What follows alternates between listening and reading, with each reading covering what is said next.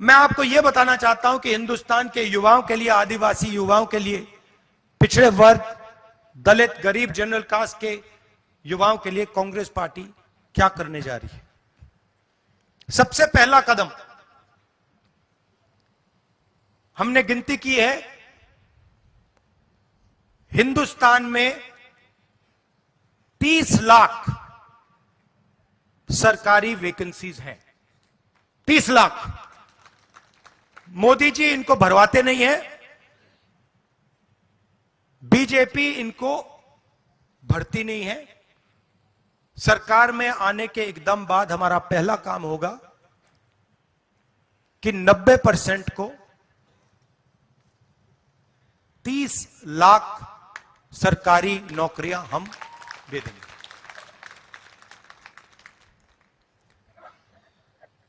दूसरा ऐतिहासिक काम, हम मनरेगा प्रोग्राम लाए थे, रोजगार का अधिकार। लाखों लोगों को फायदा हुआ, अधिकार दिया हमने। वैसे ही हम हिंदुस्तान के युवाओं को, सब युवाओं को अप्रेंटिसशिप का अधिकार देने जा रहे हैं। और यह अधिकार हर ग्रेजुएट, हर डिप्लोमा होल्डर को मिलेगा। अधिकार क्या है कि कॉलेज, यूनिवर्सिटी, डिप्लोमा के एकदम बाद 1 साल के लिए हर ग्रेजुएट को प्राइवेट कंपनी में, सरकारी ऑफिस में 1 साल की अप्रेंटिसशिप दी जाएगी और 1 लाख रुपए उसे 1 साल में दिया जाएगा। और यह हर ग्रेजुएट के लिए किया जा रहा है। ये जो लाखों लोग कह रहे हैं कि हम बेरोजगार हैं, कॉलेज के एकदम बाद अगले दिन इनको अप्रेंटिसशिप मिल जाएगी और यह अधिकार होगा। यह ऐसे नहीं होगा कि भैया हमें देना है तो देंगे, नहीं देना तो नहीं देंगे। यह मनरेगा जैसा अधिकार होगा, कानूनी अधिकार अप्रेंटिसशिप का आपको दे रहे हैं। इससे देश में करोड़ों युवाओं को फायदा होगा, ट्रेनिंग मिलेगी और पहला साल का, एक प्रकार से पहले साल का रोजगार मिलेगा। भारत जोड़ो यात्रा में बहुत सारे युवा आए, कहते हैं राहुल जी हमने एग्जाम की तैयारी की, हम गरीब हैं, 3-4 महीने हमने मतलब रात दिन कर दिए, एक कर दिए। एग्जाम के दिन पता लगता है 5% वालों के टेलीफोन पे पेपर लीक। हम ईमानदारी से काम करते हैं और जिनके पास धन है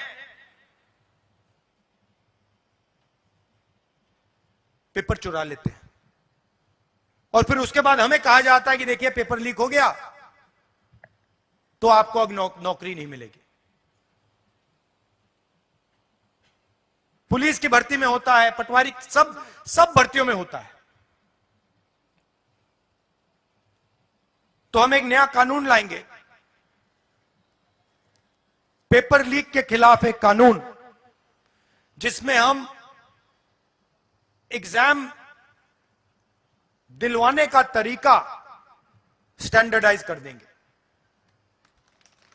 कि एग्जाम होगा तो ये जो आउटसोर्सिंग होती है, प्राइवेट कंपनी को पकड़ा दिया जाता है, ये आउटसोर्सिंग नहीं होगी।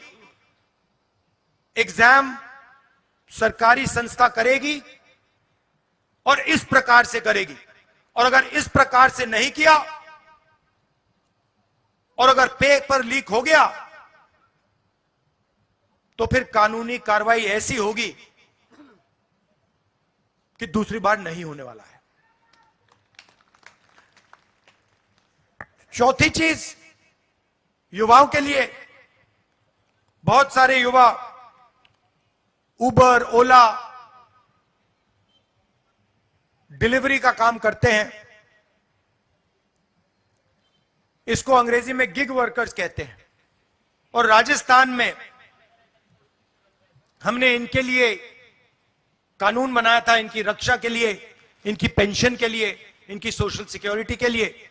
जो कानून हमने राजस्थान में बनाया था, वही कानून हम पूरे हिंदुस्तान में लागू करने जा रहे हैं कि जो ड्राइवर का काम करता है, सिक्योरिटी गार्ड का काम करता है, उबर का काम, ओला का काम, ये पिज्जा डिलीवरी जो होती है, ये जो सब युवा हैं, इनकी रक्षा हो, इनका एक प्रकार से पेंशन हो, सोशल सिक्योरिटी हो, और इनको एक दिन में सड़क पे ना करा जा सके। तो इसके लिए हम एक हिंदुस्तान में एक कानून बना रहे हैं। और पांचवी चीज, यह भी ऐतिहासिक चीज, नरेंद्र मोदी जी ने स्टार्टअप इंडिया किया, स्टैंड अप इंडिया किया, मेक इन इंडिया किया, कोई फर्क नहीं पड़ा। वो सारा का सारा 2-3 अरबपति उठा के ले गए।